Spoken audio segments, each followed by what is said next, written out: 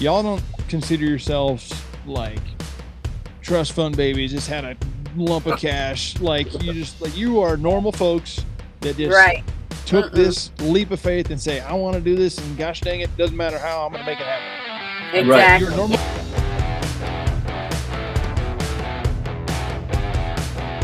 Welcome to another episode of the RV Voice. Today we have a very special guest.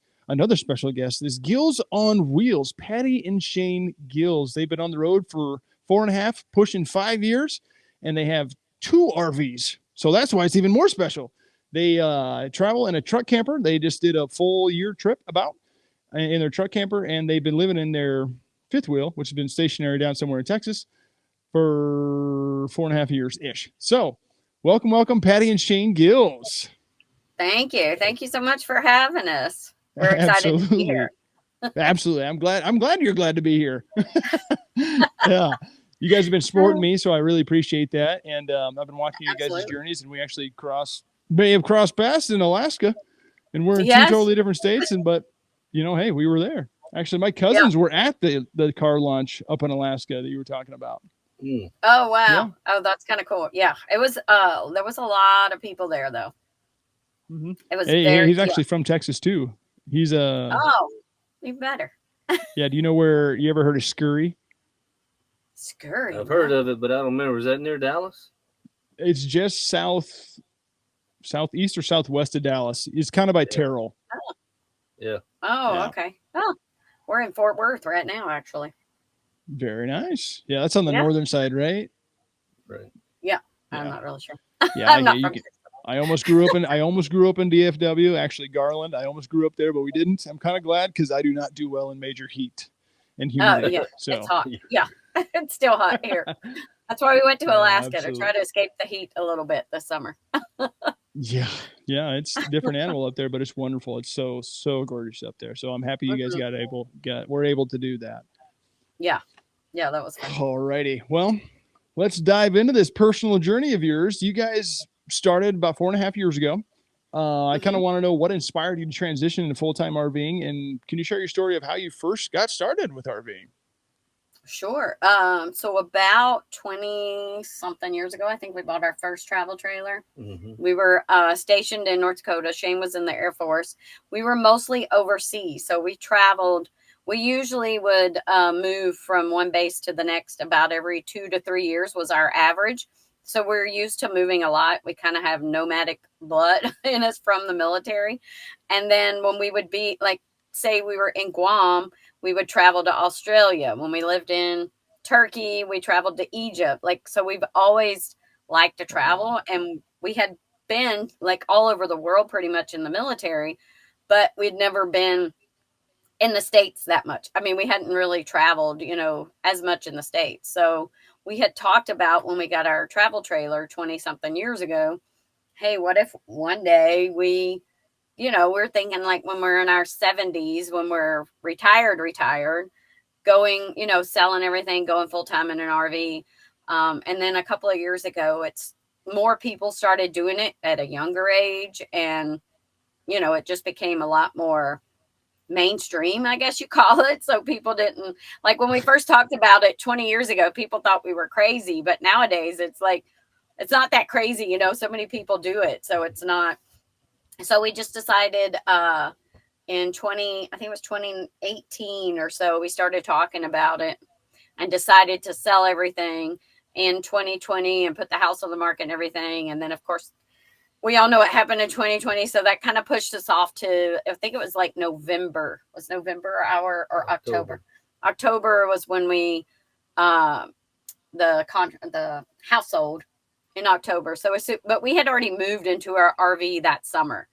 As soon as we put the house on the market, then we went ahead and moved into the RV. So technically it's like a little over, for about 4.5 years that we've been full time.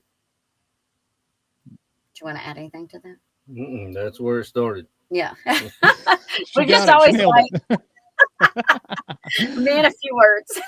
Yeah, that's okay. Yeah. So preparation and planning, right? So it takes a lot to gotta roll into that. You're going from a house, you've been there for X amount of years. You guys were Right. travelers. You were nomadic lifestyle, being in the Air Force, traveling around the world. Thank you for your service, Shane. I appreciate that. Couldn't do it myself. Don't do well with authority. But anyway, preparation and planning. We were actually just talking to Peoples and Places not too long ago about how they did it. Going about selling your house, selling everything within the house, because it's a totally different downsizing, minimalistic lifestyle living in an RV. Right. What steps did you take to prepare to live full time in an RV, and how did you choose your first RV to do so? Right. So that's probably one of our biggest questions we get asked is, how do you do it? Like, because some people, for us, we moved every couple of years. So every couple of years when we would go to move, the military only allows you to move a certain amount of items, like a certain weight that they're going to pay for. If you go over that weight, then you've got to pay out of pocket. So every time that it was time for us to move, I would go through every room. So I was kind of like, that was kind of my lifestyle already, going through everything and just purging, like donating all these things, like, because after a couple of years, you know how it is, you just start accumulating stuff. So I guess I could say I was pretty good at that, like just going through stuff and purging, donating, having garage sales, all that kind of stuff.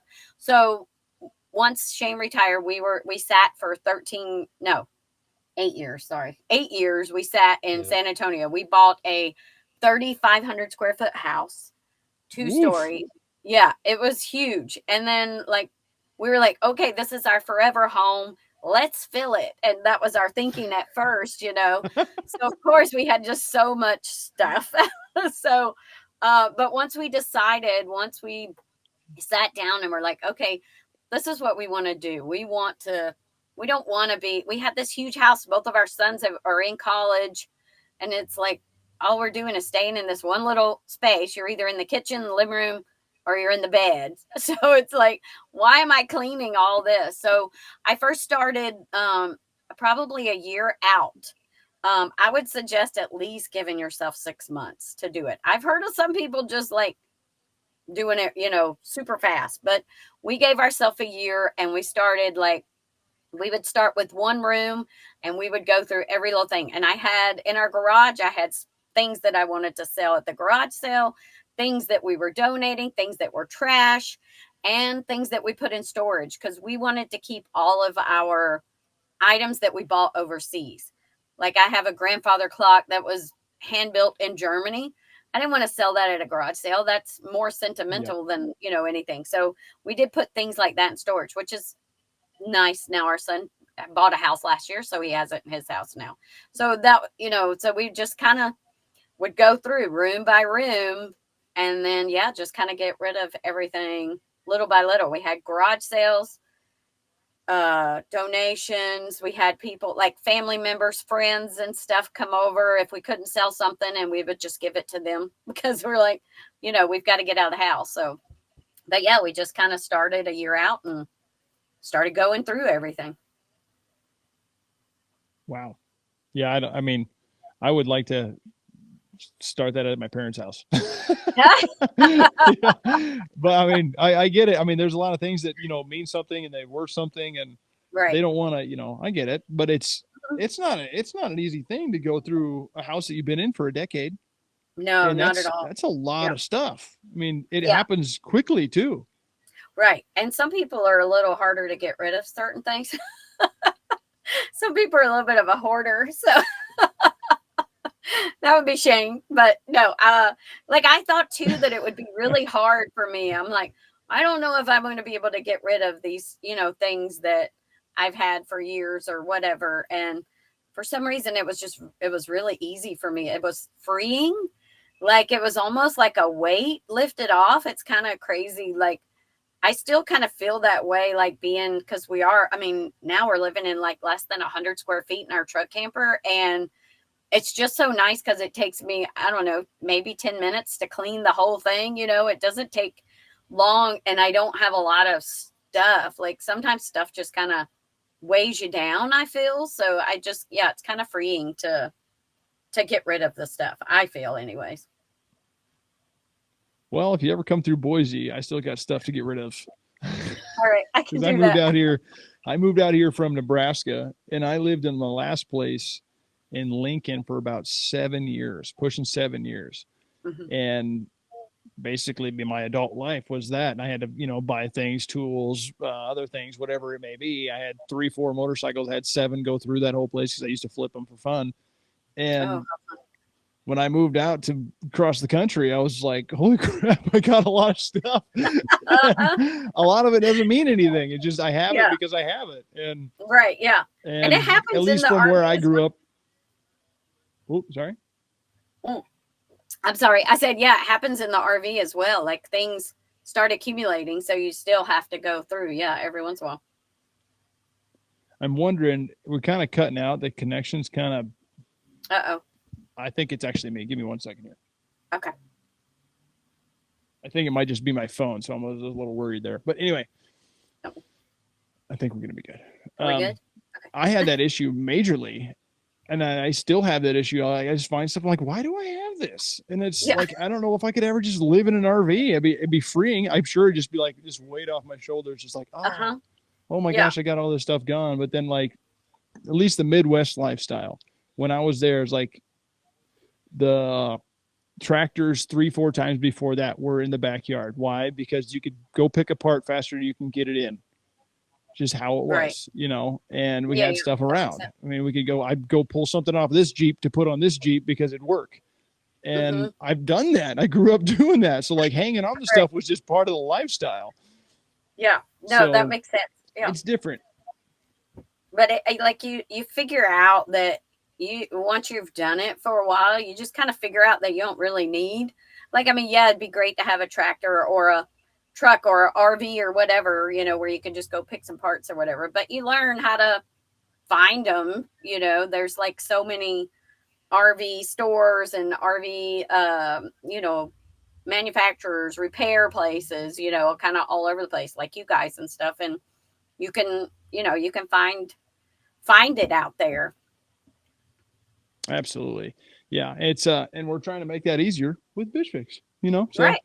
Exactly. It's all coming full circle. We're getting there. Right. Yeah. And if I have to go into an RV for a while, it's going to be a little weird for me, but I'll make it work. I'm pretty minimalistic when I travel. I traveled all over Europe, and I've been down to South America, the southern point in Patagonia and stuff like that. And I can live out of a bag for weeks. Mm-hmm. Yeah. And go ahead. Then you could definitely live in a camper then. Yeah, I'd probably make it work a month at a time. Let's start small. I don't want to go full time in a year. Yes, that'd be tough. That's a great tip. Start out small. Yeah, short work trips. yourself into it. Dip the toe. Exactly. Try slowly. Yeah, that's always been our advice, actually. All right. Well, so you guys. You kind of have that lived with the Air Force. You went all over, and I'm so happy for you. You guys got to see a lot of the world. Not a lot of people don't even make it out of their home city, which is crazy to me. I can't even imagine. I mean, everything gets bigger over time, right? But for you guys see a lot of the world, which is incredible. But your daily life and routine has changed several times throughout your lifetime, right? When you were in the Air Force, jumping around the world, obviously that was semi-minimalistic lifestyle because you were jumping around. And then you went back into, I guess, a normal lifestyle, living for about a decade, right? Yep. And now you're back on the road doing that. So what does your daily life and routine look like? You are content creators and you do a wonderful job. So I appreciate it, especially when you pull out the Michelobes. I'm like, yes, I love these people. But how do you manage it all? Because it's a totally different lifestyle. You're living in a 100 square feet, like you're saying, versus your nice 3,500 square foot house. Now, like, what's cooking and cleaning look like? What's laundry on the road look like? What's all that? What's that look like? Yeah. So you want to tell first what your daily looks like? Mine's easy. I get up in the morning and basically I go outside, and that's where I spend my time. He's retired, so he's earned that. I'm happy for you. Unless we're traveling, though. Then if we're traveling, yeah. So he gets up and we get breakfast, all that kind of stuff, and then if it's a travel day, we get everything put away and then hook up. We don't hook up with the truck camper, but if we had the fifth wheel, we would be hooking that up and then we drive, to our next destination, set everything up. And then even if it's, whether it's a travel day or not, first thing I do, I always like get up before Shane. I like to get up early first off. And then I like to get up because I need to usually go on and I need to answer emails, or I need to answer DMs.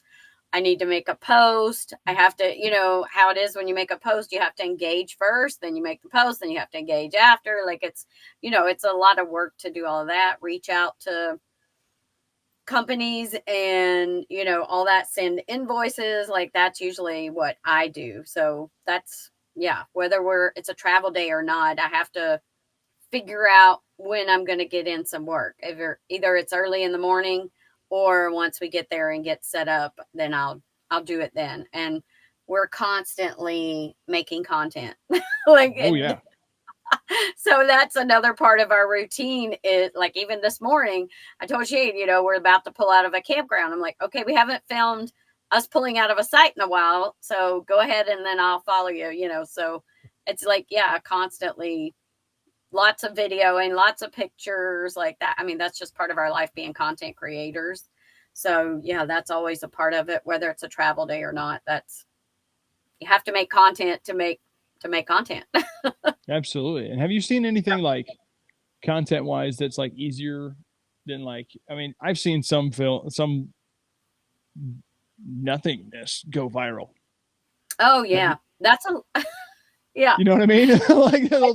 You're just sitting there. Yeah. Mm-hmm. Yeah, those are like kind of, I think now, like right now, for some reason, those are kind of hot.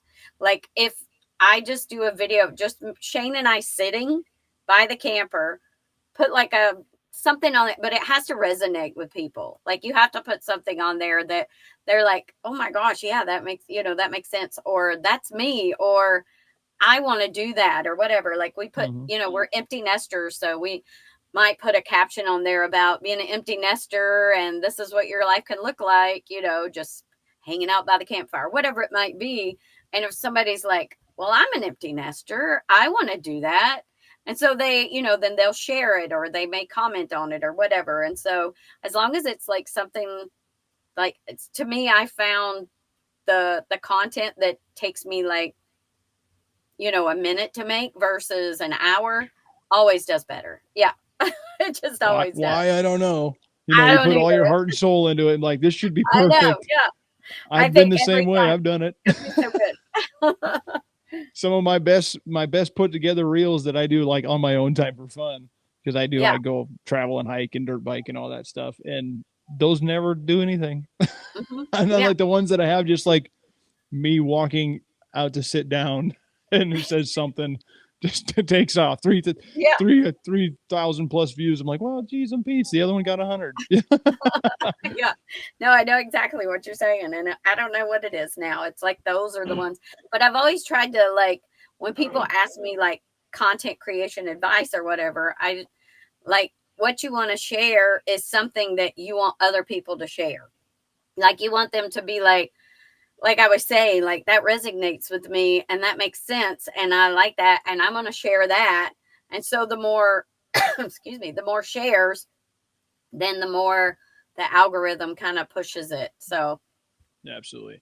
Yeah. I had one, I just had one like me with a campfire, like, hey, share this somebody you want to go sit by a campfire and drink a beer with. And it took off. I mean, it just went nuts, which is great.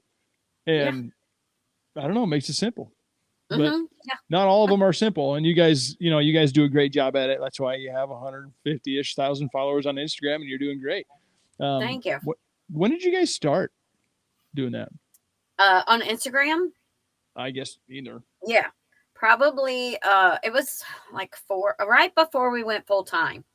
Like I have a lot of friends. I used to work at the hospital many years ago, and a lot of friends that were kind of younger, and they were like, why don't you have an Instagram? You need an Instagram. And I grew up in the MySpace and Facebook era. Like, I'm like, what is Instagram? I don't even know what that is. Yeah. And so so they finally talked me into it.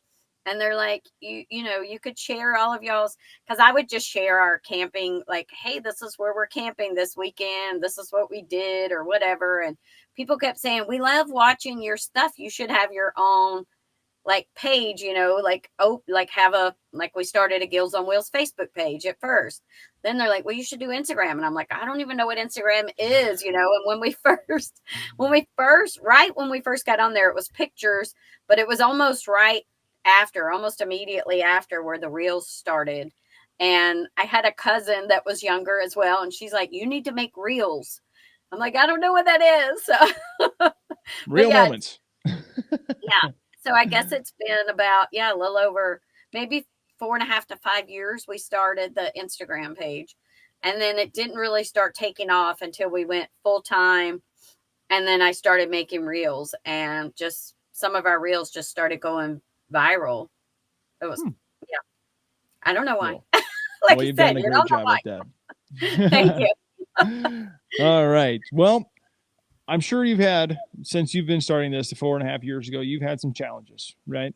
Obviously, I mean, again, you're living in an RV. It's a home on wheels. It's going down the road, earthquakes every time, hitting hurricane force speeds. There's going to be problems with that. But what about other challenges that you have? What are the biggest challenges that you faced while living in an RV, and how did you overcome them? And how do you handle maintenance and repairs while on the road? Mm-hmm. And other challenges and solutions, whatever it may be. Yeah. What's the challenges? Any challenges that you think? Yeah, all of them. I mean, it's day to day. There's different. I mean, you have a challenge today, don't mean it's going to be tomorrow. But then there's another one. Just depends on what it is. But as far as the maintenance and stuff goes, for me, it's pretty simple because in the military for 24 some years, that's what I did. I was a mechanic, and I just fixed stuff. Yeah, that's definitely helped us. And that's a good, like, it's good for us that he's very handy.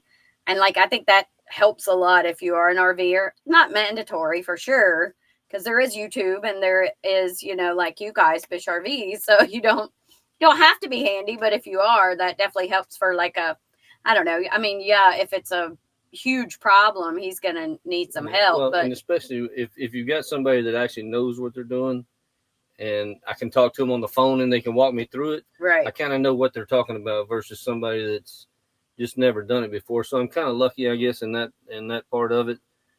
But the challenges, they don't ever end. Yeah. Or the mistakes never end. The challenges never end. Right.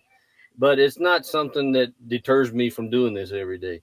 I mean, they're nothing you can't overcome. So right, like anything could happen. Like, I mean, we've been lost. We've gone down roads that were like it's a dead end, and we're pulling a 42-foot fifth wheel, and we're like, what do we do now? We've had to.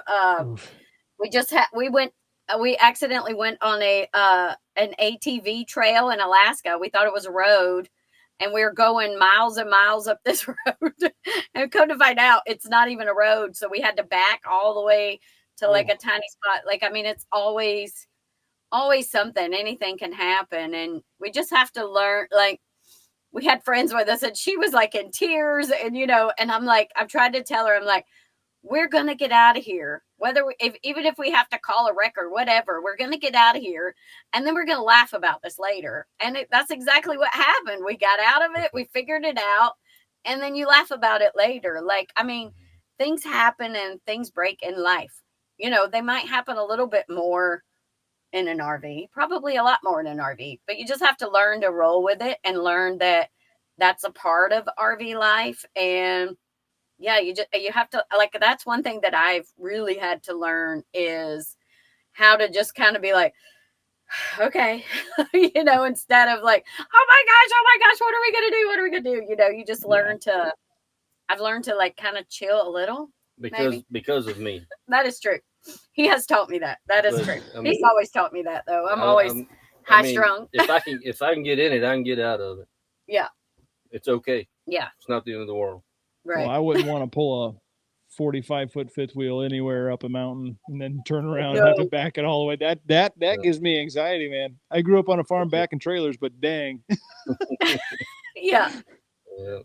Yeah, we've had, things break all the time too. Yeah, one of my biggest challenges that I can remember pretty vivid was going downtown Louisiana. There was construction, or New Orleans.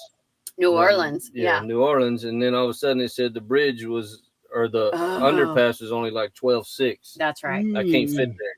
Yeah. So I had to figure out this little place, turn around, and then I had to go through actual town in this downtown New Orleans with this big old thing behind me. Yeah. And you got cars parked on the side, people at red lights on the side of you got to pull away. That was challenging, but yeah, like I said, I got into it and I got out of it. Yeah. Yeah. You kind of is what it is. You do what you gotta do. That's his motto. It is what it is. That's true. It is what it is. See something sweet? Yeah, right here. It is what it is. Oh, dang. That's awesome. Nice. It is what it is, man. You got to keep going. That's awesome. That is Ben Shade's motto. He had a commander when we were in Portugal. Where did he have it, over his desk or something? I think. Did. Oh, you had it over your desk. Oh, okay. I thought that the commander had it. Oh, okay. But yeah, I had a big sign that said, "It is what it is." That's my last fling hated it. She was like, "How are you so chill all the time?" I was like, "Well, it is what it is." I mean, if something goes wrong, you're like, "Well, that sucks. We just figure it out." Here we go. Exactly, yeah, nothing I can do about it, but I can fix it. Yeah, absolutely. Like, well, I was supposed to go through this apparently. Exactly. Oh, I mean, it's only going to make you stronger, right? Yeah, absolutely. Well, with those challenges, I mean, you guys, I luckily, like you said, I kind of grew up in a place where I had to fix things, right? I was tearing apart carburetors at like 9 years old on my old motorcycle because I had to. My float would always there was a hole in the float. So like I had to pull that out, and I took a hairdryer or something to it to burn out the fuel. But I knew how to do that at a young age. Throw the jet back in and off we go, kick it and go. But other challenges, I'm sure, financially aspects, it's a totally different animal when you're on the road versus living in a home that's stationary. How do you sustain this lifestyle? I'm sure being ex-military, pension of some sort. So you got that. You also are quite successful as a content creator. So I'd count that as well. But how do you sustain this lifestyle? And are there any specific tips you can offer to someone? And then like just trying to go on the road. And then what about budgeting? Because, staying at RV parks, you guys, I'm guessing you do a lot of boondocking because of your truck camper and all that. But what would you give as advice for people that are trying to do this? Well, you want to do first? Well, you're correct. I got a pension and I got a disability thing from the military that kind of pays what bills we can. But what we did was we paid off all our bills before we kind of started this. Mm-hmm. So you have to live within your means. I mean, you can go out there and spend a bunch of money if you want to. It's very easy. Or you can just live within your means. You don't eat out every night. You don't have to stay at these parks that are, $90, $100, $150 a night. You can boondock. People think they can't. You can. It's not that difficult. Mm-hmm. All you go out there, fill your water tanks, and that's all you need. Mm-hmm. But you just have to live within your means. It just, like, I know how much I have to budget for a month or what have you, and I don't go outside that. And that's what just keeps you on the road, Right. And here comes next month.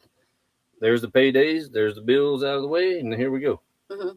Yeah. Mm-hmm. And we also use there's money saving apps out there for gas or for diesel or gas, or there's, campground clubs and memberships that you can use as well to save money.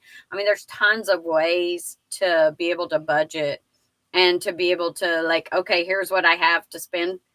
And so then you just figure it out. Like it's a lot less expensive to stay at a campground for a month than to stay for, one night or 2 nights or even a week. Like all campgrounds that I know of, they do, like, if you stay for a whole month, it's a less of a price. They give you a discount. So like, that's one thing. Like, don't move as often. Also, don't move as often because then you're not spending as much, gas or diesel or whatever. For us this summer, I mean, this whole year pretty much though, with the truck camper has been a lot more moving than we were used to, because we used to be, well, we still are when we go back to our home base in Texas, we're work campers. That's another way that you can also make it work. If you, like, say you're a pension, or maybe you have a part-time job that you can do from the road, or even a full-time job, but you're like, I don't know if I'm going to be able to, survive off of that traveling, then you can work camp. You can go and get a job at any campground, any state park, national parks, even places like Amazon, the Beet Harvest, JC Penney, I think still does it. I'm not sure, but there's like companies and campgrounds that you just do a job for them, whatever it might be. It could be a full-time job and they pay you as well, or it may be just for your campsite and your electric or whatever. So that in itself saves a lot of money if you don't have to pay for your campsite or your electric. So that's a way to do it. You just volunteer. Like, you can volunteer. I do, for our campground in San Antonio, I do their social media for them. So if you're like really good at social media, you can offer that to a campground. Like, hey, I can take over your social media if you give us a campsite or whatever it might be. That's where the fifth wheel is. It's in that park. Yeah. She's been doing their social media on the road since we've been in Alaska and all that stuff. So they've allowed us to keep our fifth wheel there. So we don't have a payment there. Yeah. Perfect. Yeah, that's one way to go about it, I guess. I mean, you just got to create partnerships, create relationships along the way. I mean, right. I'm guessing you're doing 4.5 years. You guys have been killing it, doing well. So, yeah, I mean, I saw your breakdown. It was like one of the first things I saw from you. I followed you on, I don't know, a couple months ago, and it was what did we spend in a week in Alaska or something like that? Oh yeah, I was like, oof. But that was a big one. You can spend as much or as little as you want. Right. We had budgeted for that. We knew what we had to spend. Yeah. We knew what we wanted to do. You don't have to do the same things. Yeah, it was also a once in a lifetime trip. Like, we don't normally spend. Obviously, we don't spend that much money on gas because we don't normally drive that far. Like that, like just to get to Alaska and back was a lot of money in gas. But like, we stayed a lot at, we boondocked a lot in Alaska to try to kind of offset the cost of the gas. But then every once in a while, we did splurge. We're in Alaska. Of course, I'm going to take an airplane over Denali and see a glacier. And of course, I want to, splurge a little and hike on a glacier or kayak or whatever, like some of those things, we did splurge a little. So we did spend I would say a lot more than we normally do. Yeah. Yeah. But we knew it was coming. We prepared for it. We saved up for it. Like, if you're going to Alaska, that's, budget for it and prepare. And that's why we showed that, to let people know, like, you might want to save up, like, this is how much it could cost you to go there. It could be less and it could be more. So it depends how you want to do it. It's going to be no joke. You're driving up to Alaska, the Alcan Highway. I've heard good and bad. I heard wonderful views, but it's going to beat the snot out of your car. That is correct. But it's way better than I hear it used to be. Yes, that is true. Yeah. But it's not I-20 or something like that. You got to watch. Yeah, definitely. Yeah. Well, major danger too. I mean, there's some spots that are like, you're dead if you go off. You're dead. You're just you're dead. Yeah, definitely saw that. They forgot to put the guardrails on a few of them. Oh my goodness. Canadians, huh? They live a riskier lifestyle, apparently. Yeah. Well, kind of going into that, you have your camper down there at whatever campsite in San Antonio. You've made some community and some connections along the way, and you've done a great job of doing so over the last 4.5 years. How do you stay connected with friends and family while traveling? Because you're going all over the world, all over the U.S. and all that.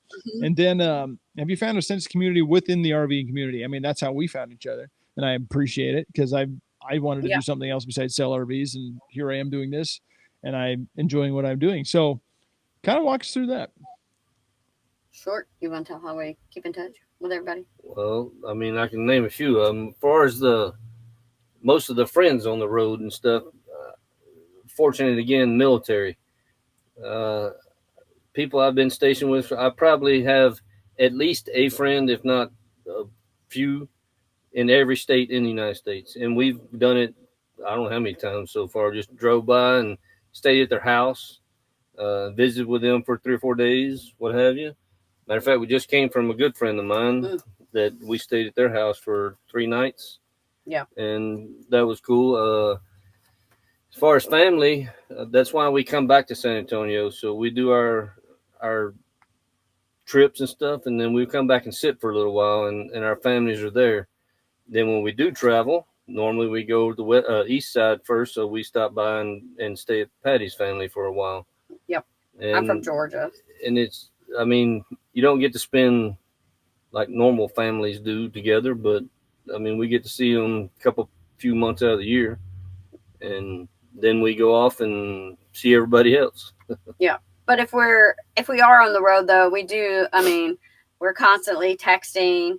We call back and talk to, whoever, FaceTime if it's a big event or something.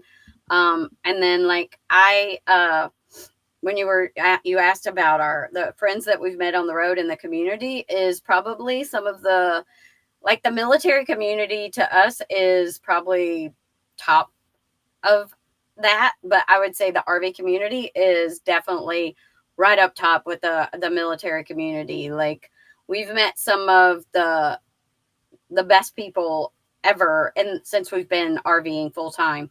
Like, there was 3 of us families that just drove all the way to Alaska. We didn't know them before we started going full time. Like, we've met them, I think we met them both at the Tampa show, and started talking. And then of course, talking through Instagram. I mean, that's a big one, is meeting people through Instagram, and they're like, oh, hey, we're in this area, or hey, we might be at the same campground or whatever. Don't even realize it till you get there and post about it. And like, you can always count on each other. We did, there was maybe 6 or 8 of us last winter, and we all boondocked together at Quartzsite for about a week, I think. And every day somebody was helping someone with something. Like, either the kids needed help with something, like their bike broke, or they wanted to learn. Like, we had a friend that helped Shane he put it in the DC charger for our solar. And then somebody else's son, I think, was in and kind of learning for homeschool, and was trying to learn how to do that. So yeah, and we were always helping each other out. Yeah, then I taught a couple of them there how to change their oil. They want to change oil, and I'm like, what do you mean you want to learn? That's the easiest thing to do, but they didn't know. Yeah, but not everybody grew up like us or whatever. But that's the people you keep up with, and then the way to meet a lot of these people are some of these shows. Yeah, like the Tampa show, the Hershey show, just anywhere there's an RV show or a rally. Yeah, rallies are a good place. And you meet these people, and you just, it kind of kicks off, and you just keep in touch with them. Like, we switch Instagram names or whatever they're called. Handles. Yeah, you switch the handles, and then you follow each other, and you just keep in touch. And down the road, you're going to run into them somewhere. That's true. Yeah, I think we all kind of end up. I mean, especially if you're content creators, you're going to end up running into each other, especially at, like I said, the shows, the RV shows and stuff, which we love. That's one of our favorite things. Like, today we had time before we had to check into this campground. I'm like, you want to go over and look at some RVs? We just love looking. Gets me in trouble because I know she's looking for another one. Yeah, I am. Oh, geez. You already got 2. Well, I know. Well, we're wanting to get just one in the middle, because we have the huge one, and we have the small one, so we're wanting to do something in the middle. We haven't decided exactly what yet, but trying to get rid of or get out of 2 and get into 1. Yeah, one in the middle. Okay. Yeah, that's the plan. For 2025, we're hoping in the next few months, maybe 2025 is nobody knows that. Ambitious, Breaking news. Help you out. Oh, there you go. That'll be awesome. Yeah. Okay, so 4.5 years, you met some awesome people. You've seen some awesome things. Obviously, I mean, you just went up to the Alcan Highway. I mean, that's the British Columbia and all that. I've heard that's one of the best things ever, and you have to do it. And I will drive up there. I got a buddy that lives in Palmer, so I will get there. But what are some of your favorite experiences along the way, whether it be sights, people, things you've seen, things you've eaten? experiences that you had with fixing something or filming something. What are some of those experiences? What's some of your favorite? Well, what I tell everybody, my favorite thing to do is when we travel and we go somewhere like that, is kind of to see the look on her face when we turn the corner. Well, when we turn the corner, she sees a mountain, whatever, up Denver, Colorado, wherever you're at, and she's like, "Oh my God!" And then turn the next corner, and then she's like, "No way!"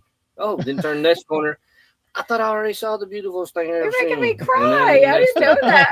That's my favorite part of it. But yeah, just the to see it, I don't know. Just because, I mean, if you like me from Texas, and when as a kid, I never really got out of Texas, and then went to the military, and I figured out this travel thing, and then come back, and I'd never been to Colorado in my life, and you go up there and drive, and like, oh.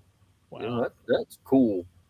And Utah, Idaho, Yellowstone, all the stuff. I mean, I could name off probably 100 of them Alaska even. I love that place, but I don't know. It just never ends. I love it all. Yeah, I could do this forever.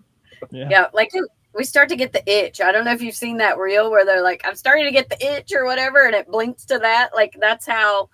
If we like right now, I know we want to like just sit for a little bit and relax after driving, so far all the way to Alaska and back, and just to kind of sit for a little bit and just kind of recoup. But I say we're supposed to be sitting there for 3 months, but I know like after probably a month, not even probably, I'm gonna like start getting the itch. Like to us, I don't know. It's like kind of what like it makes us happy. It makes us feel like we're living to go out and see these things and stuff. Like, absolutely, we miss our family and our friends and our sons, but like, I don't like it's helped our marriage as well. Like, we've become closer because, and I know some people are like, oh, I could never live in an RV with my husband like 24/7. And we don't have a lot of choice because our house is about this big. Right. Yeah. Like you're rubbing shoulders basically all the time. All the time. Yeah. And I'm not saying we have like a perfect marriage. Not that, we don't, they're like, oh my God, you're driving, you get that way sometimes, but I mean, you get that way in a house too. You just kind of, you learn to, you have to learn to take your space. Like, okay, I need my space. I need to go outside or whatever it is. But like that, I don't know. This is like, it makes us so happy to travel. And we love like all the experiences, all the views, the food, the beer, like, we love breweries. We love eating local food. We try not to eat the local food as often. Like if we go somewhere, maybe we'll eat once a week instead of every night or something. But yeah, we did splurge and do a little bit more in Alaska, but boy, yeah. They have tons of breweries left in everywhere you look. Every other building's a brewery. So many breweries there. Wow. Some good ones too. Really good breweries there. But they've got some people up there must not have very big tolerance or something. I don't know, because they only let me have 3 beers in each brewery. Yeah, that's a law in Alaska. We found that out. So it's actually my buddy. He's a brewery hopper up there, and he'd say apparently it's a they don't have the same license as like a bar. It's a little different because I've been there and I've had plenty more than 3 at a bar, but like the breweries. I was like, they let you have as much as you want at the bar, but not at the brewery. But now that makes sense. Okay, yeah, yeah, because I don't remember exact rule or law behind it, and I might not be 100% correct with that wording, but yeah, it's something goofy about up there. But they do have one at Alaska Brewing called a Matt Porter. I don't know if you guys ever had that. It's like 3 beers in one. It's like an IPA, a red, and either a porter or a stout. And it's like, I mean, I could drink it for breakfast. I have drinking it for breakfast. But very good beers. But awesome. I appreciate that you guys had that. But some unexpected benefits along with this favorite experiences? You said you guys has made your marriage stronger, and I've heard that from other couples as well. I talked to Peoples and Places recently. They said the same thing. It's like, we have to go through and talk this out. I can't just jump in the car and drive away. It doesn't work like that. Exactly. So what are some other unexpected like benefits from the full-time RVing lifestyle that you guys have, I guess, experienced? Anything you could think of? No, I mean, just to me, it's just all of it. Unexpected for me is getting to travel. I mean, I don't know how far we're going back, but like growing up as a kid and all this stuff, I was never supposed to be in, like say, Colorado or California, or I mean, I never dreamt of that stuff. And to me, that's a benefit. Getting to see all this stuff is just that is the benefit. Yeah. To me, for me. I think also too, like like our friends that we've met, like the RV friends also, like that was kind of unexpected. I really wasn't expecting, like I thought it's just going to be us on the road. It's just, we might say hey to somebody at the camp. Like you think, so yeah, here's one. Okay. I just thought like when we had our house in San Antonio, we knew our neighbor right beside us and we knew the neighbor on the other side of us. We didn't know anyone else of our neighbors. Like nobody would come outside. Nobody was outside. They would come out just to do like one thing or whatever, but that was it. They were not always out. Yeah. Get the friendly wave. Really meet them. Yeah. And so I think in like at a campground or whatever. Where are you going? Oh, sorry. I don't know if you can pause that. He has to go to the bathroom. I'm sorry. That's all right.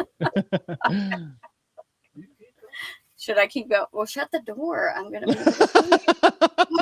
That's a unexpected benefit. You guys get real comfortable. Oh, jeez. I hope you can pause that. I'm sorry. I apologize. I can cut it if we needed to. Okay. I think it's fun though. It's RV. Hey, you're in the RV. This is part of the experience, baby. Oh, it's definitely part of the experience, especially in this tiny space. I mean, the bathroom is right. Like I can almost touch the bathroom from here. It's very, very close. But I forgot what I was even talking about now. So the neighbors outside. Yep. Yes. So we never saw our neighbors hardly. You never see them outside. We didn't really know them. Because people just like you work your 9 to 5. Most people in San Antonio had a commute into work and then they commute home, so they get home. They don't want to do, they don't. And I don't blame them. We hardly ever did either. But now because, we're not working a 9 to 5 and we're outside just so much more, especially in the truck camper. We found ourselves, outside a lot more. And then you just get to meet so many more people.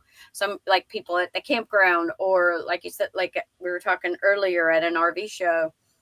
And I don't know, it's just like you just get to meet a lot more people. So I would say like, yeah, definitely the people that we've met. And I just wasn't expecting it. I thought it was going to kind of be the same. People get to the campground. Like we saw that a lot before we went full time. People, like if we just go for a weekend somewhere, we're like sitting outside, hanging out, playing games with our kids or our sons at the time. And we're like, where is everybody? And like a lot of the people there were just sitting inside. And so, yeah, I think it's been nice to see that there are people like us as well that like to, be outside and hang out and meet us and sit and talk and sit around the campfire, have a beer with, or whatever it might be. Well, you're around like-minded people, right? People that live in the suburbs, they, like you said, they go to the 8 to 9 to 5 or whatever it may be. And they're like, I just want to go home and do nothing on the couch. Well, I completely understand that because I do that. Right. Yeah. After, hey, I got to cook food, got to take the dog for a walk. But after that, I don't want to talk to nobody. I'm kind of drained out. No, I get it. When I go out camping or traveling or whatever it may be, I like to talk to like-minded people. And you just kind of gravitate towards that because that's just what people do. I mean, you find people with the same experience or same likes. Obviously, you gravitate towards them and make friends kind of for a lifetime. I actually met a guy. I was in Prague, Czech Republic in 2019. Met a guy from Florida. He was on the same bar crawl.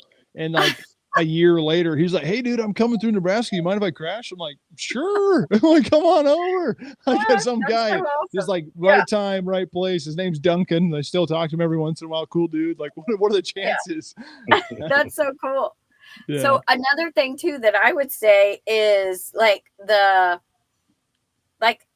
so many people that are campers and RVers are like probably some of the nicest people that we've ever met. We were going through Alaska and we had people sending us messages on Instagram, never met them before. And they're like, hey, we have property that you guys can go stay on if you want. Or we've got our driveway if you want to come stay in our driveway. And even here in the lower 48, people are saying that now. Like, the more followers we get, of course, but people are like, hey, we've got this property. If you're passing through, come stay with us. We don't mind.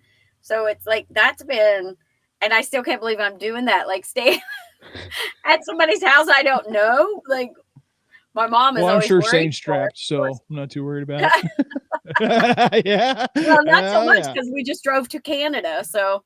Yeah. Oh, yeah. You couldn't, could you? Yeah. My cousin, who's actually from Texas, he actually drove up there in their truck the same way. They kind of do. They've been living remote. I mean, randomly Airbnbs for years. I mean, they lived down in Cancun for a while. I went down there and saw them, and they just happened to be in Alaska the time I went up to Alaska. And honestly, Shane, you and Alex are like same person. So chill, laid back. I mean, yeah, you guys would get along. You even look kind of similar. So, but yeah, I mean, he said he couldn't take anything up there, and he couldn't even buy one up there. Yeah. But I mean, you're on the trails. I mean, geez, up there, grizzlies are no joke. I would like to have one. Yeah, that's what we had, bear spray.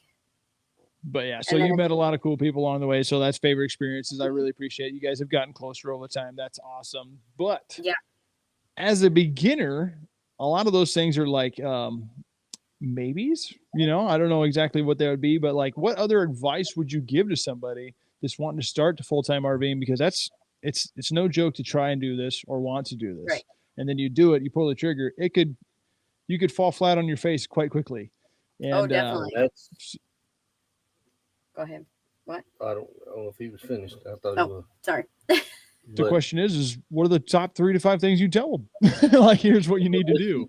Right. And this is what we tell everyone is start small. If you're an RVer and you're a weekender, then try a week. If you're thinking about full-timing. Yeah. If you're just a weekender, try a week.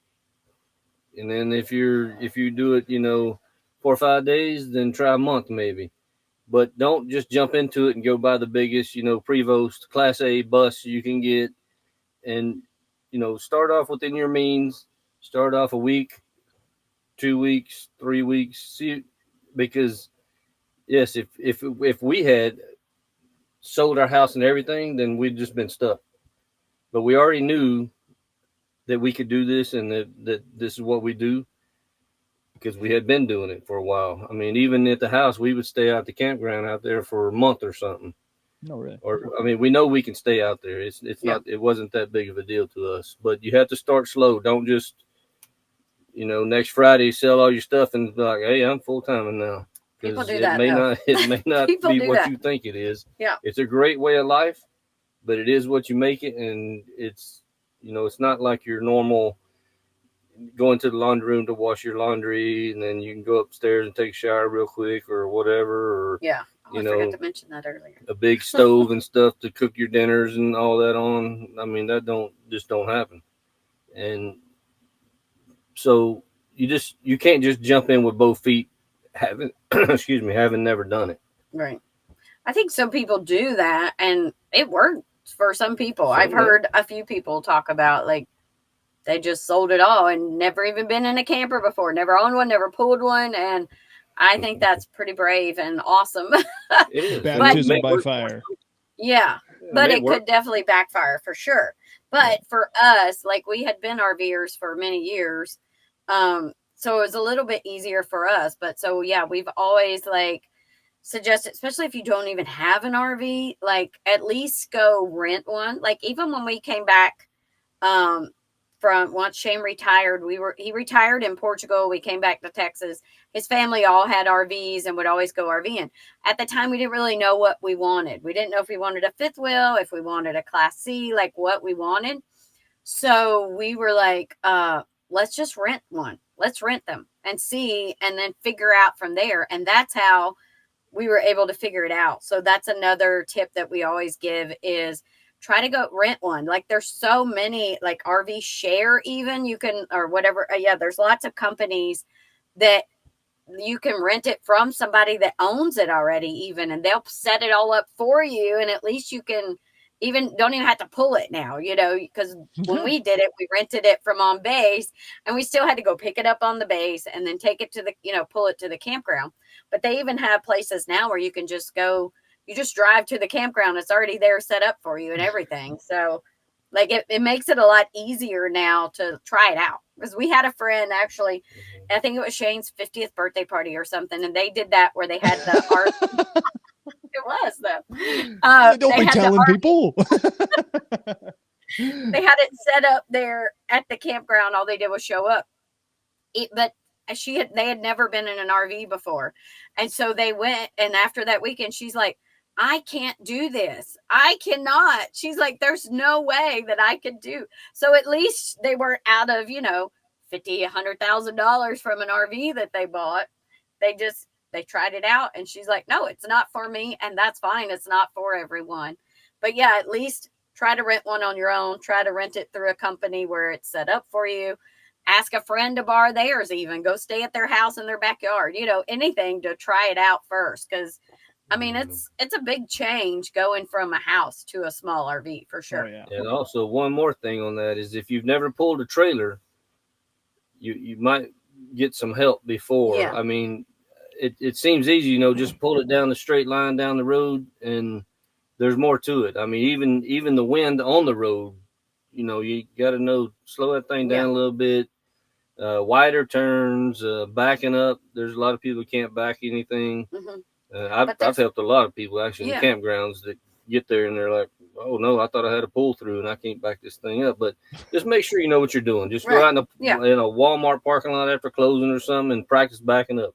School parking lot, practice backing it into the lanes or whatever. That's a good idea. But there's also classes out there. Mm-hmm. I know like FMCA offers one where they teach you how to drive and back up and all that. I think Lippert does one. I don't know. But there's definitely classes that you take, maybe even RV dealerships. I think some of them even have where they could, teach you how to do that. So that's always good to know, especially as female, it's more of a male, it's usually the husband or whoever that pulls, but not always. So most of the time, but no, I'm saying there are a lot of, there's a lot of like bad females out there that are like, no, I'm going to do this. I'm going to learn how to do it. We have a great friend that does that. And I think it's amazing, that it's kind of, a little bit of both now. And I think that's great. But yeah, they have lots of classes for you to learn how to tow, how to back it up, how to set it up, all of that. Yeah. And how to travel just in general. I mean, you got to be a lot further away from something else when you're pulling something, because it's going to take a little longer to slow down, a lot more weight, a lot more momentum, a lot more going on. You get up doing, get up next to a trailer. No, sorry, a semi trailer. A truck going down the road, that thing's going to actually pull you in, which is actually a strange thing. I finally noticed it. I mean, you noticed it a little bit with a car, but then on a motorcycle, I was going down the interstate one time and it pulled me in. I was kind of shocked. It was a windier day, but it like, I almost smacked the side of it. Like, okay, well, all right. I needed to lean the other way a little bit. We good. Oh, that's scary. Yeah. But with a fifth wheel, it's a totally different animal, even with, you guys with the truck camper right now. I mean, that's a sail on top of your car. It's pulling you around like crazy. It's heavy. And you're driving probably a 3,500 1 ton to hold this thing, because it looks like you got to slide out. So I'm assuming you got a 1 ton. Mm-hmm. Yeah. But yeah, it's even that alone. I was driving I hopped in a B+ today and rode it down the road. No problem. I mean, like I said, I grew up in big equipment. It's not a big deal for me, but a lot of people, that's scary. They can't see. They don't know what these wide mirrors. I mean, it's totally different animal. And practice makes perfect, or makes you better at least. Yeah, definitely.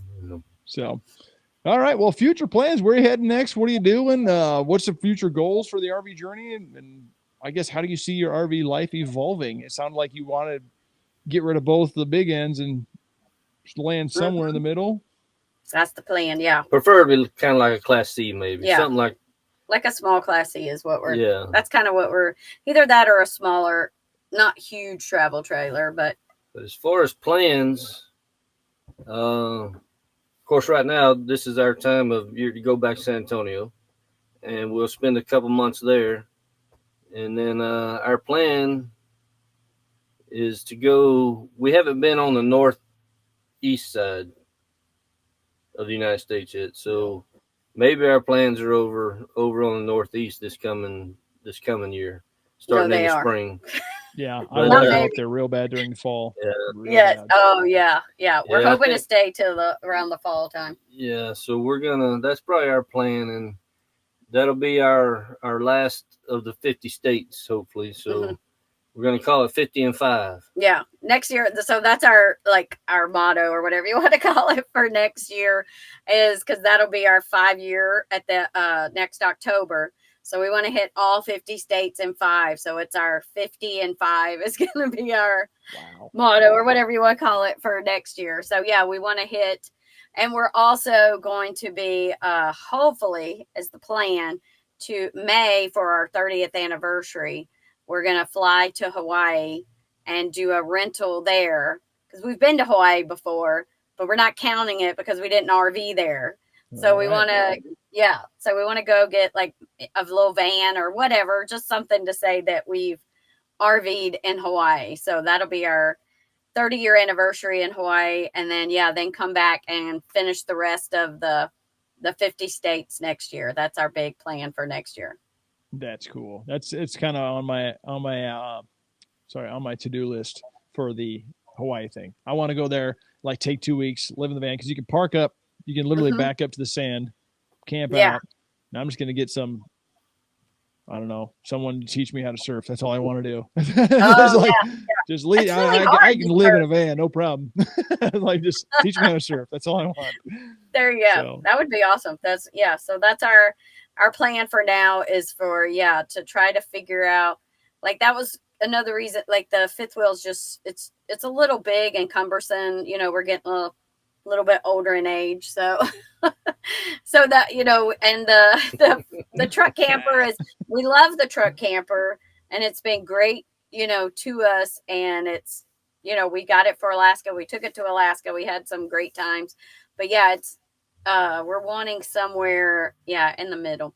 Because the truck camper, it's if we get out like where we are now, just outside of Fort Worth, we have to pack everything up and take the whole thing with us. Yeah. I mean, I can take it off, but that's more work than it is to even go. It's not easy. And then the fifth wheel is too big to be toting around some of these little switchbacks and these little towns. Yeah, we did that. So that's why we Mountains decided. We decided in the middle is where we need to be. So if we got something like a Class C, we could tow a Jeep or a little car or something behind it, something so we would have something to run around these different places and do that kind of thing. Yeah, definitely. But as far as, I think one of the parts of that question was about longevity or something, or how long we plan doing it, what have you. My plan is if I'm fortunate enough to make it to 150, that's how long I'm going to do it. Oh, you love it that much? I do. This is the best life to me. Because, I mean, I'm not on a mortgage. I can change my backyard every day if I want to. I can keep it the same for however long I want to. No property taxes. I can meet who I want to. No property taxes. Hey, I've never heard that, but that's a good point. No property taxes. That's nothing. One of the biggest perks. And if you don't want to be in an RV park, there's plenty of places out there you could live. Absolutely. If you paid your camper off in your vehicle, you can live absolutely free out there other than food. Yeah. No tax, no nothing. Yeah. And it's fun to me. I just enjoy going different places. But I won't say that never would we ever move back into a house, because you never know what's going to happen. Anything could happen, to either one of us. I mean, doesn't matter. You could still live in an RV, even if you're older and you can't do whatever, or something happens. But I mean, like I said, anything could happen. And one day we might have to move back into a house. I don't foresee it happening anytime soon. I would love to do this until we can't do it anymore. That's my plan, is just till we can't do it anymore. And then we may just sit in a campground and, stay there until we go wherever. Well, I hope you guys keep doing it because it seems like you really love it. So yeah, but along the way, 4.5 years, I'm sure you found some gadgets, some gizmos, some add-ons that you absolutely love, and you're like, I couldn't do this without these things. What are those things? I would say first would be like snap pads, like for your jacks and stuff. Those are like amazing to have. We couldn't live without though. I mean, you can live without them, but they sure make it a lot easier to have, especially on a fifth wheel. To just not have to get under there, all of that. You're more great at this kind of stuff, like the outside stuff or whatever. Yeah, but not every camper has your basic stuff that whatever you get extra is stuff you want, but it does make life easier. And that's what I would think, like, that's what I need. And I mean, the simplest thing is outdoor chairs, the little, chairs like that. We've got a 3-filter water system for when we boondock. That's good. That's a great item to have for fresh water. You don't necessarily have to have it. You can probably get by. You may get a few germs, but with this, I mean, it's just clear. It's clean water. Yeah, which is nice because sometimes when you go boondocking and you fill up, you don't really know what kind of water's coming in there for sure. One of my favorites is a good cooler. Oh, of course. Gotta have a good cooler. What is your cooler? I'm sorry? What is your cooler? The one I'm traveling with now? The one we have now. We have the Core. Yeah, it's called Core. Core equipment. Yeah. Core. And it's nice because it has the magnet top. It's a zipper, but it also just, if you're just sitting there, it's just, you can just let it go, and it's got a magnet, so you don't have to unzip it every time. You just lift it up and let it go. Yeah. Which, the Yeti ones, you have to unzip, and it's so hard to unzip. This is nice that you just have the magnet to open it. Yeah, that's good. And then my number one must-have that makes things easier, my tools. I travel everywhere with my tools. That's true. I never leave them anywhere. No, that is true. The whole back seat, half of the whole back seat is all of his tools. That's one thing he did not get rid of, was his tools. But he's like, I can't. And all the time, he's like, oh, there. Well, hold on. I got, like, we were in Alaska, and so I don't remember who it was. Somebody needed a screw or whatever it was. So he's like, hold on. He goes there digging all through, and he's like, I got that screw right here. Or I have that. Would you look at that?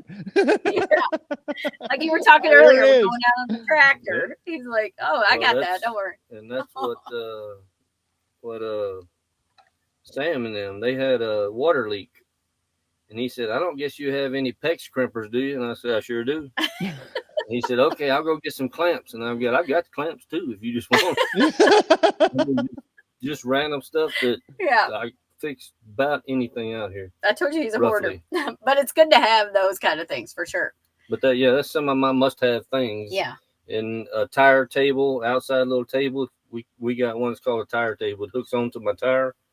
And then it's got a little kick leg out that comes out and it sits on the ground. It's probably I don't know, 3x3 table or something. I used to cook on sometimes outside or what have you. I think I've seen that. Those are pretty cool. Yeah. They kind of just like latch over and kind of grab onto the tire. Yeah. And they can kick out the legs. Yep. Yeah. It's good for like anything too. You could use it on like if you have a Jeep or a SUV and you're out on your motorcycle or whatever and you want to pull over and make lunch, you just pull it out or whatever. It's pretty cool. So I would say also like a must-have gadget for us, I think any RVer should have, is a dehumidifier. Because like I know people are like, oh, I live in the dry area or whatever, but any rain that you get you're going to get moisture in.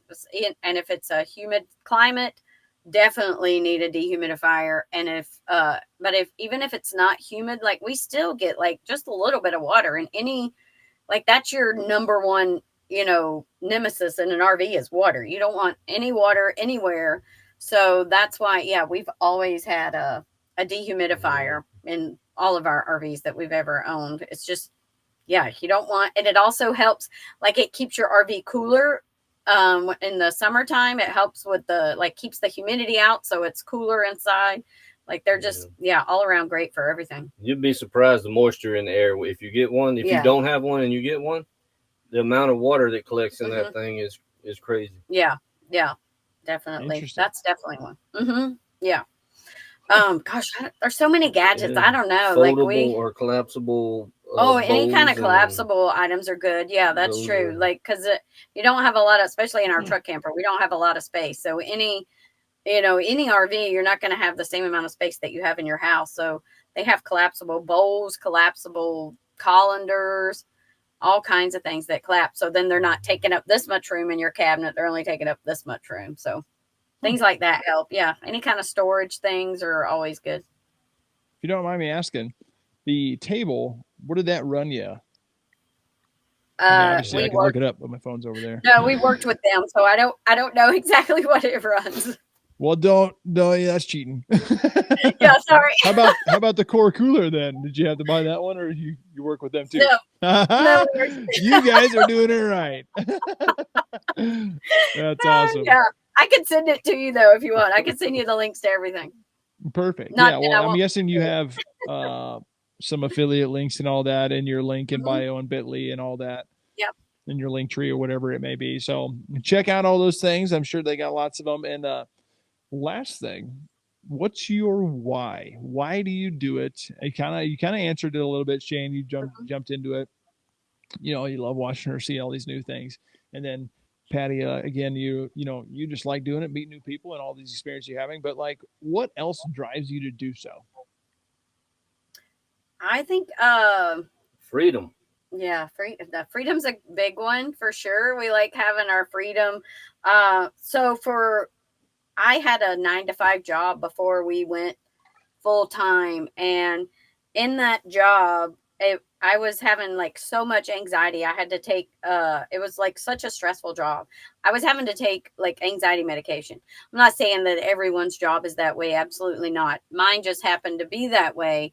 So this has given me like I don't have to take that medication anymore. So it's given me like my health back. Your life back. Yeah, absolutely. I was like, I can't believe I'm having to take medication just to be able to go into work, because these people at work are like, they're really like I was having panic attacks, and I'm like, so yeah, it's really given me my health and my life back. Like I don't have to do that anymore. I haven't had an anxiety attack or I mean, I do get still like tiny bits of anxiety every once in a while, depending on what it is, but not. I can. Yeah, that driving down that for when we were up on the ATV trail just a little bit, but no, but these things I can control. Like, you know what I mean? Like I know that, okay, that's something that I did wrong, or that now I know what to do to, you know what I mean? To kind of, it's not like I knew that, okay, tomorrow I've got to go back in there and I've got to face this again and I've got to do this and that. And no matter how many times I tried to tell them, like, this is too much. You're asking too much of me. Like I didn't care. So, and, I mean, people still have to work, obviously. We're lucky that we have a retirement and that sort of thing, and content creators, but there's, that like, it's just kind of helped me with that sort of thing. And I'm sure there's people that are going through the exact same thing. I'm not saying quit your job, but hopefully you can find a different job to where you don't have to have that kind of stress and anxiety and stuff. That's no way to live. So yeah. That's definitely what I've gotten out of this for sure. Besides the awesome places and traveling with my best friend all over and seeing these great places. Yeah. Yeah. Shane? Pondering. It's just the same for me. I mean, my reason why is just to be able to go. I'm not tied down to anything. I can be if I want to. I mean, I can stay however long I want to at any spot, but I just enjoy the going. I don't even think necessarily the getting there. I just like the going. What about the age? Like us still being able to. And that's another reason why we're doing it now is so we're young enough to still, make it down the steps without too much problem. We're getting up. A lot of these guys out here, you see their knees are bad and stuff, and they spend a lot of their time inside. And good on them. They're still out here, but I mean, I just didn't want to be one of those guys that they can't unhook my trailer if I get too old or what. I just wanted to do it now while I can. I can enjoy it. We can still hike without problems. Yeah, I'm still hiking. and it's like I said earlier, it's just the freedom to do what I want to do. That's why I do it. Yeah. And like you said, like to be able to, like we talked about doing it, Yeah. you know, much later, but now we're still young enough that we can still get out and do all the things. Yeah. We're not just going and looking or whatever. We can go out and actually participate and go like hike or kayak or whatever, you know. Yeah. So that's You been took your great. own life by the horns, really. I mean, you're Yeah. living, Mhm. you took freedom to a different animal, and like, Right. I'm here to live and see. And I mean, like, I'm sure you're not the only one that has anxiety attacks at work. I mean, Right. I did once in college ball because I was stressed with everything else, and that's not fun. It's not enjoyable, but life is about living. You know, Yeah. Yeah. the 9 to 5 is brutal sometimes. I know. I'm doing it right now, but I like you Yeah. guys. I love talking to y'all. Like, it's It's, I really mean, enjoyable. That's good. and we're not trying to talk anybody out of working. It's just we're fortunate enough to be able to do this, Yeah. Yeah. and that's why we do Yeah, it. that's our 'Cause why. I mean, if it wasn't, we'd be working right there beside everybody else, Right. or Yeah. most people. But we've gotten lucky enough to where we can do this. And there's ways to do it for sure. You know, Yeah. lots of But ways.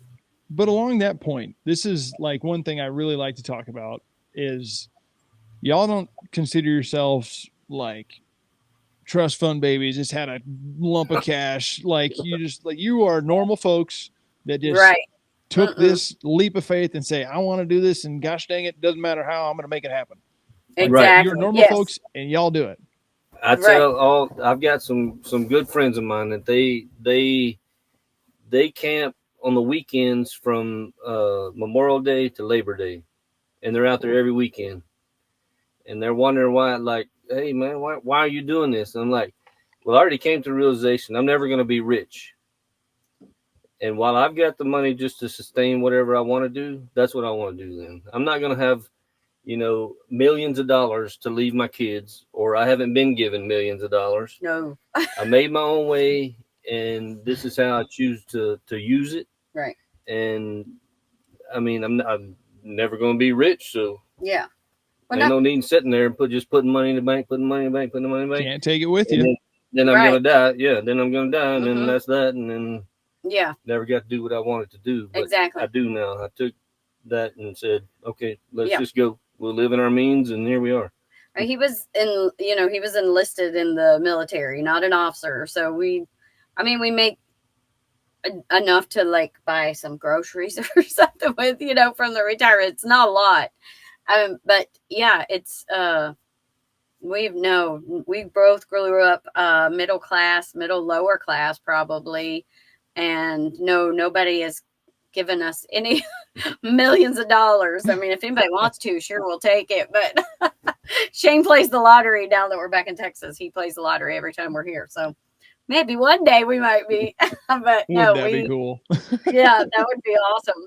But we're just normal people that he was, a retired master sergeant, and we're able to, get enough money from that, and then our content creation. And yeah, that's it. I had a part-time job for a little bit, but and then we work camp also to help, but we're not rich or trust funds, not at all. There was another good one real quick that kind of, after you do this for a while, it's just kind of, it is what it is. It just is what it is.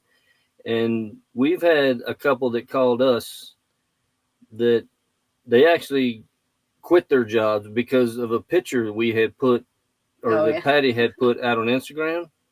They called us to tell us, like, we were the first ones they told that they were doing this. They said, we're selling our house.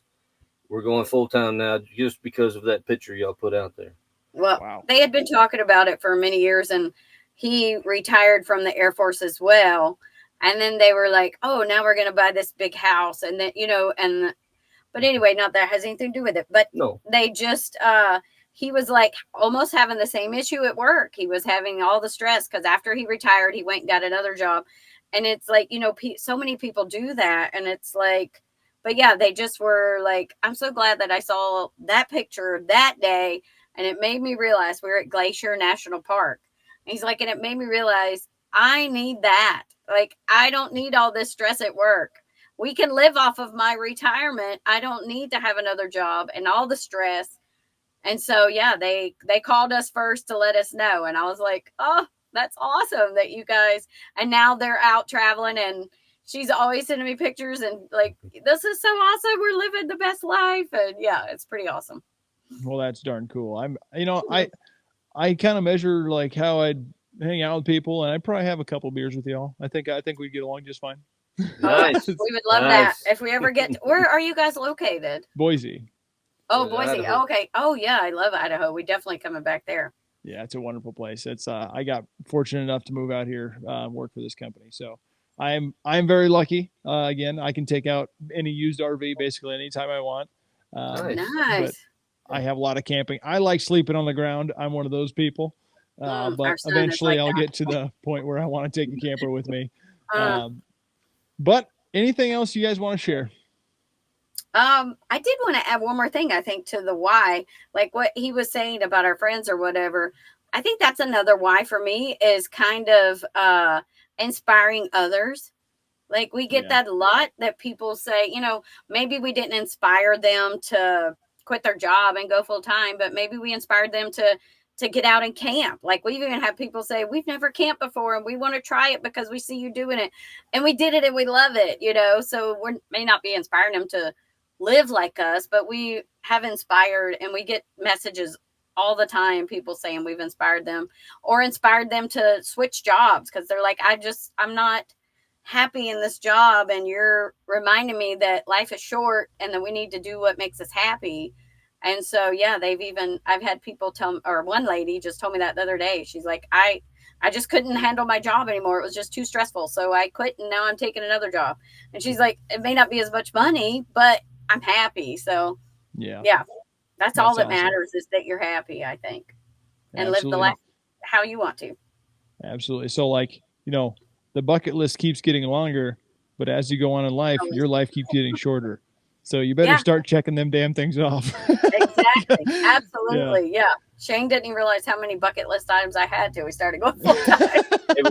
They keep stacking up. He says that every time. You said that's more stuff on your bucket list. So many things. He always says that. Awesome, guys. Well, I think we're going to wrap it up here. Thank you so much for joining me today. I know it's kind of been a little bit of a hassle trying to get me on here, but it's been a pleasure talking to you guys. Absolutely. You as well. Thank you. Check out Gills on Wheels on Instagram, TikTok. You guys have your own website as well. Please follow them. They are wonderful. They're going to teach you how to do this thing. Go outside full time, get out and camp, whatever it may be, inspire you to do those things. If you haven't heard anything from us before, please give us a follow. We're going to be talking to influencers. We're going to talk to manufacturers. We're also going to be branching out a little bit. We're going to be talking to coolers, camping, everything around camping involved. We're going to start doing that as well. Today we talked to Cordova Coolers. That's where I came from before this.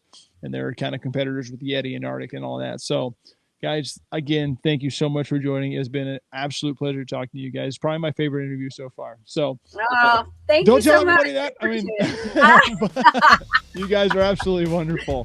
So, thank you. Hope we can have a beer together one day. It'll be more than one, I guarantee it. Awesome. All right, y'all. Again, thank you very much. And y'all, listening and watching, stay tuned for more from the RV Boys.